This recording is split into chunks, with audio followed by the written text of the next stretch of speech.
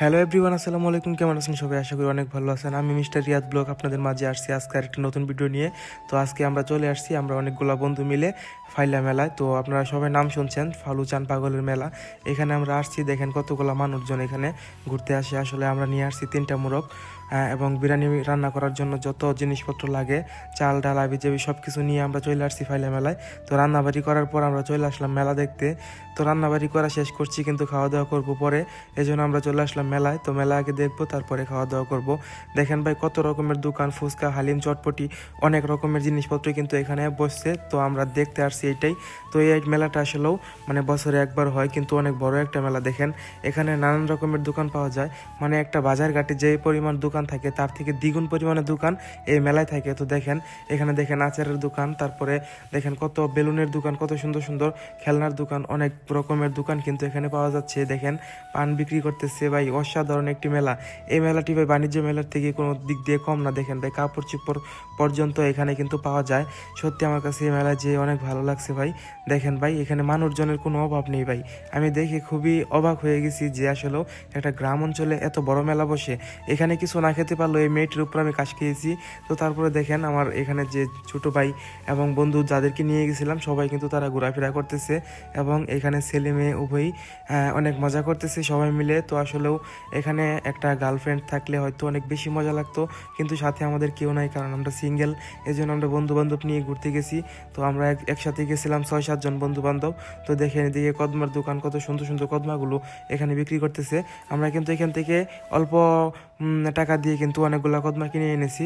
তো এই জন্য অনেক অনেক ভালো লাগছে। তো এখন আমি আছি হচ্ছে ফালুজান পাগলের যে মাজারটা আছে ওই মাজারের সামনে। তো দেখেন এই মাজারটা অনেক বড় একটা মাজার, অনেক পুরাতন একটা মাজার। এখানে কিন্তু অনেক লোকজন অনেক মানাসিনা করে। এখানে দেখেন তারা কিন্তু অনেকেই টাকা পয়সা দিতেছে এই মাজারের ভিতরে, এবং অনেকেই দিতেছে হচ্ছে আগরবাতি, মোমবাতি, মানে অনেকেই দিতেছে, মানে এক একজনে এক এক রকম জিনিসপত্র দিতেছে, কারণ তাদের এটা মানা ছিল যে অনেকে সন্তানের জন্য মানে, অনেকে বাবা মার জন্য মানে। এই ফালুজান পাগলের মেলায় কিন্তু তারা অনেক কিছু দান করে থাকে, এবং কি তার মাজারে অনেক কিছু দিয়ে থাকে। দেখেন মাজারটা কত সুন্দর। আসলে এইখানে কিন্তু এই মাজারে কিন্তু অনেক রকম টাকা পয়সায় উঠে। দেখছেন উপরে লেখা আছে ফালুচান পাগল। এই ফালুচান পাগলের জন্যই আজকে এত বড় একটা মেলা এখানে অনুষ্ঠিত হচ্ছে। এটা হচ্ছে দারিয়াপুর। আমরা গিয়েছিলাম সাগরদিঘি থেকে, অনেক দূর থেকে আমরা ঘুরতে গেছিলাম। আমার সাথে ছিল আমার ফ্রেন্ড, 4-5টা বন্ধু মিলে এবং ছোট ভাইকে নিয়ে আমি ঘুরতে গেছিলাম ফালুচান পাগলের মেলায়। দেখেন বয়স্ক মানুষ, যুবন বয়সের মানুষ সবাই দেখেন নাচানাচি করতেছে। তো আমি ভিডিও করতেছি, আমার বন্ধুরা সবাই আমার পাশে এসে দাঁড়াইলো যে তোমার ভিডিওর সাথে আমি একটু থাকতে চাই, সবাইকে নিয়ে আসলাম ভিডিওতে। তারপরে দেখেন আমরা কসমেটিকের দোকানে চলে আসছি কসমেটিক কেনার জন্য। কসমেটিক কেনাকাটা শেষ করে এখন দেখেন আমরা চলে আসছি রোলার আইসক্রিম খাইতে। এই রোলার আইসক্রিমটা কিন্তু একমাত্র ইন্ডিয়াতেই পাওয়া যায়। তো এটা কিন্তু ফাইলা মেলায় আমরা যাই দেখতে পারছি, এই জন্যই কিন্তু আমরা রোলার আইসক্রিম কিনে ফেলেছি।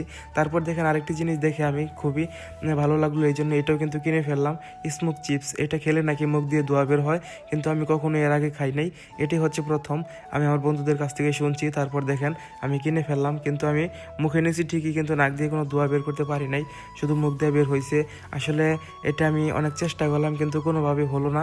তারপর মেলা শেষে একটু নাচানাচি করে আনন্দ করে তারপর বাড়িতে চলে আসলাম। ভিডিওটি এ পর্যন্ত শেষ। সবাই ভালো থাকবেন। খোদা হাফেজ।